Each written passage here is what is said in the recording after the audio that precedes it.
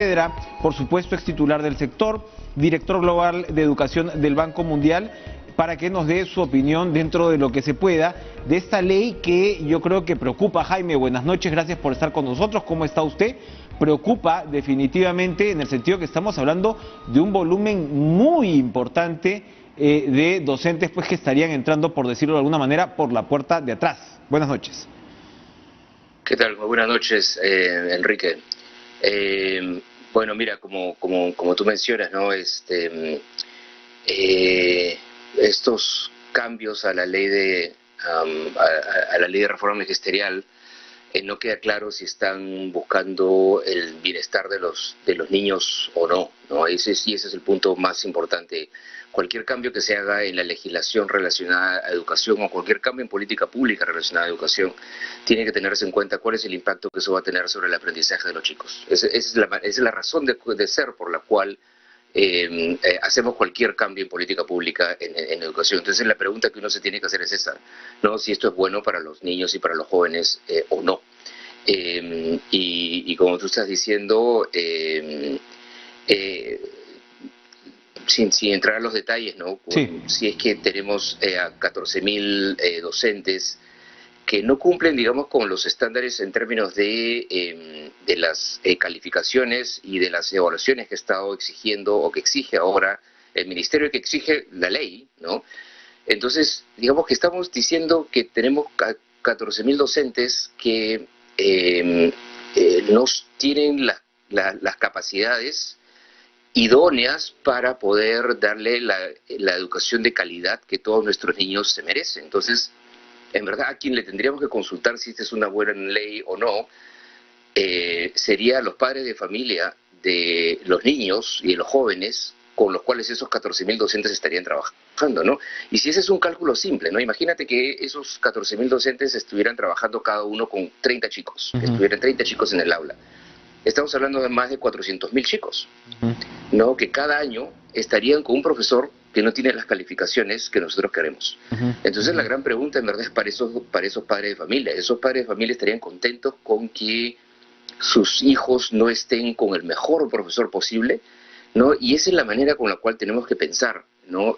Cuando hacemos un cambio en política pública en educación. Ahora, para recordarle a los televidentes, estos docentes o exdocentes tuvieron, digamos, el camino para seguir la carrera.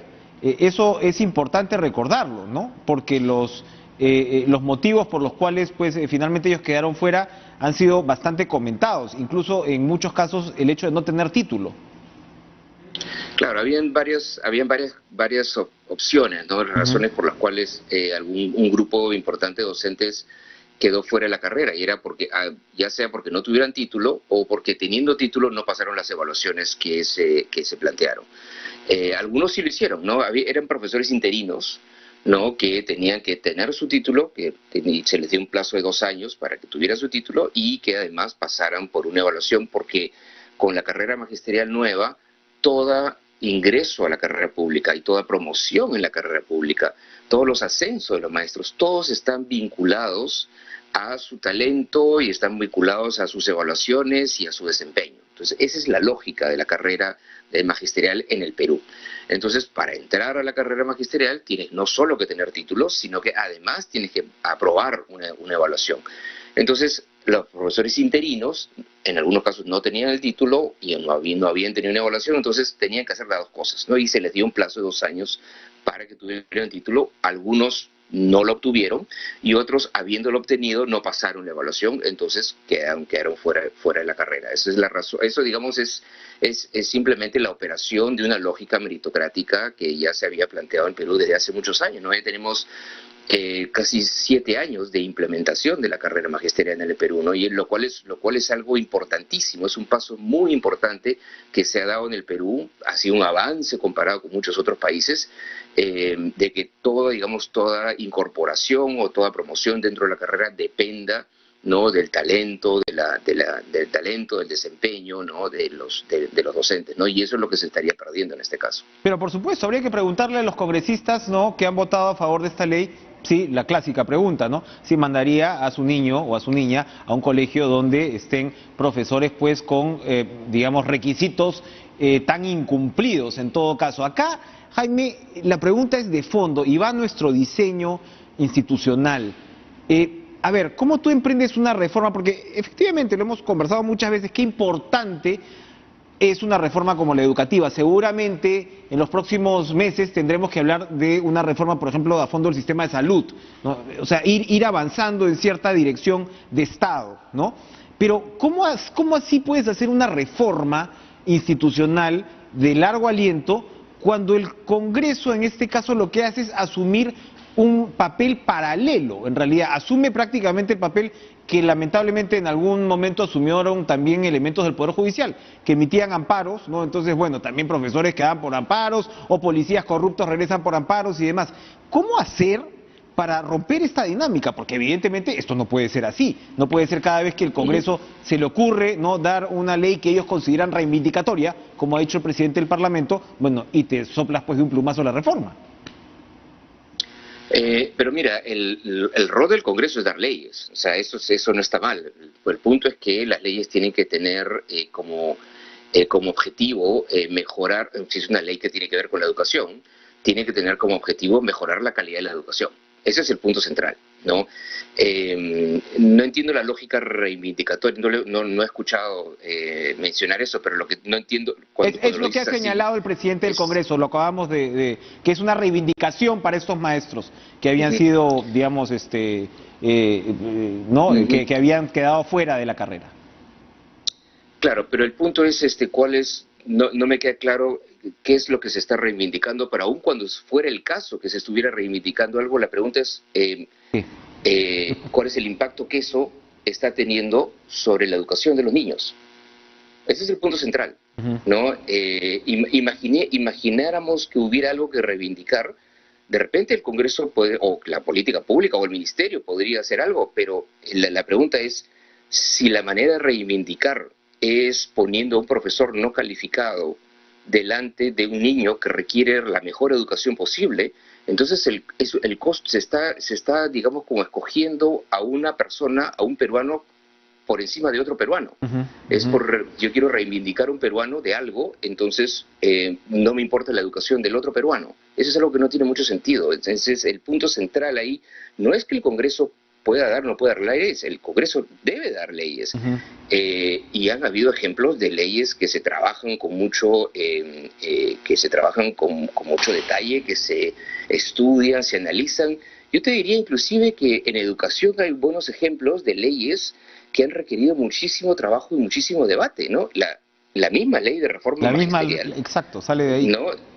Salió del Congreso y fue una ley que demoró año y medio en debatirse, una ley muy complicada, muy compleja, y tuvo muchísimo trabajo en las comisiones del Congreso, muchísimo trabajo con el Ministerio de Educación. La ley universitaria misma, la ley universitaria debe haber demorado por lo menos 2 años de trabajo, o 2 años y medio de trabajo, ¿no? Y se hizo muchísimo trabajo de legislación comparada y ver, bueno, cómo eran las leyes universitarias en otros países de América Latina y en otras regiones del mundo, para tratar de entender cuál era la mejor manera de generar una ley que sea apropiada para el caso del Perú. Entonces, con una ley uno puede hacer cosas fantásticas, uno puede hacer reformas muy buenas. Entonces, no es un tema, yo creo de atribuciones, yo creo que es un tema de diseñar las leyes y diseñar siempre la política pública en educación en función de los intereses del niño y el joven que tiene que ser educado. Y también, yo diría, de los intereses de los maestros, ¿no?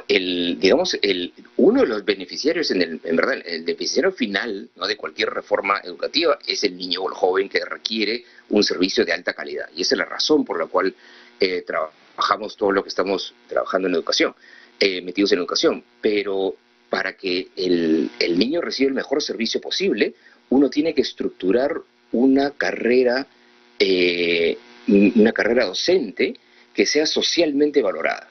Y para que uno tenga una carrera socialmente valorada hay que hacer muchas cosas, y en eso yo creo que el Perú está avanzando y todavía no estamos donde debemos estar, ¿no? Hay que compensar cada vez mejor a los docentes, pero hay que al mismo tiempo exigirle cada vez más a los docentes, hay que darle todas las oportunidades de desarrollo profesional que se merecen, ¿no? Y hay que premiar a los docentes que hacen bien su trabajo. Y tenemos a muchísimos docentes y directores que efectivamente han trabajado mucho, se han capacitado, han estudiado, han asistido a las evaluaciones, han sido evaluados, les ha ido bien las evaluaciones, y tenemos a muchos de esos docentes frente a nuestros chicos, ¿no? Entonces, justamente nos debemos también a esos docentes, a seguir trabajando para que esa carrera docente sea cada vez más valorada por la sociedad. Porque si tienes una carrera que es bien valorada por la sociedad, entonces jóvenes talentosos van a decir, yo quiero ser docente. Y eso es lo que necesitamos, eso es lo que necesitamos. Entonces, tenemos que seguir protegiendo la carrera docente de tal manera que sea una carrera que los jóvenes que ahora están decidiendo qué cosa quieren estudiar, vean a la carrera docente como una carrera difícil. Tiene que ser una carrera difícil, una carrera retadora, una carrera compleja, y al mismo tiempo que sea bien compensada.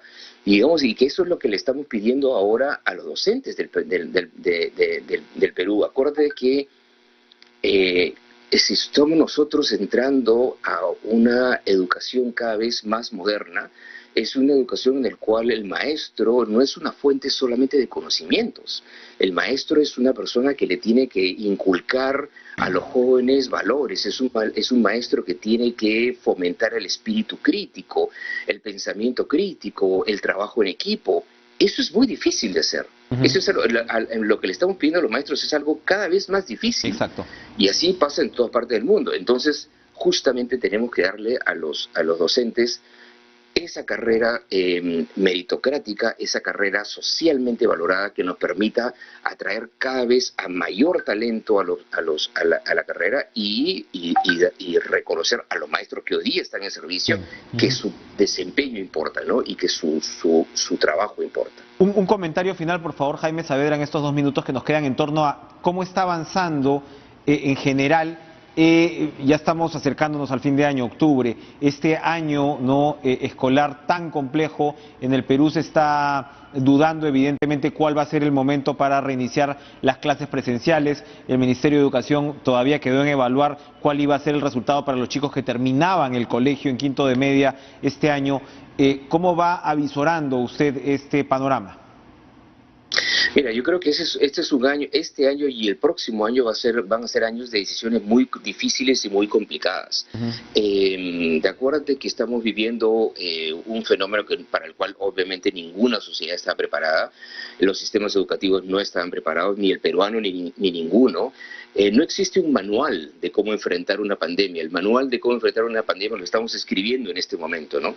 Entonces, todos los sistemas educativos van a tener que tomar decisiones complicadas que requieren cambios en los calendarios escolares, cambio en las horas de trabajo, modificaciones en el currículum.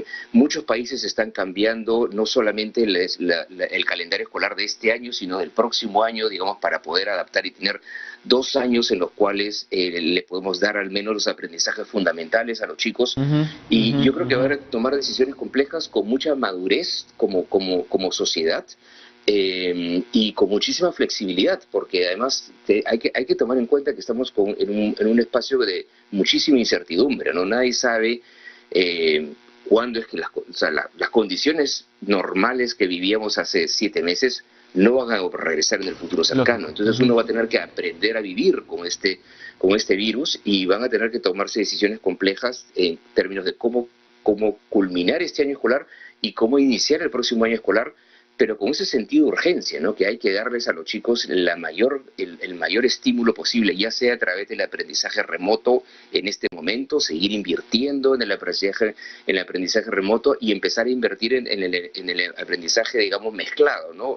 Digamos, combinando lo presencial con lo remoto y siendo muy flexible en términos de en qué momento se va a poder empezar. Quizás se puede empezar en algunas regiones antes que en otras. Si es que se empieza, uno tiene que estar preparado para quizás tener que regresar a lo remoto. pero siempre pensando en mucha flexibilidad a lo largo del territorio, con mucha flexibilidad en términos de la mezcla entre lo presencial y lo remoto, pero y siempre teniendo en cuenta, ¿no?, ese sentido de urgencia. Hay que darle a nuestros niños la mayor cantidad de estímulo educativo posible. Jaime Saavedra, muchas gracias, como siempre, por conversar con nosotros en Cara a Cara. Vamos a ir a una pausa, pero regresamos con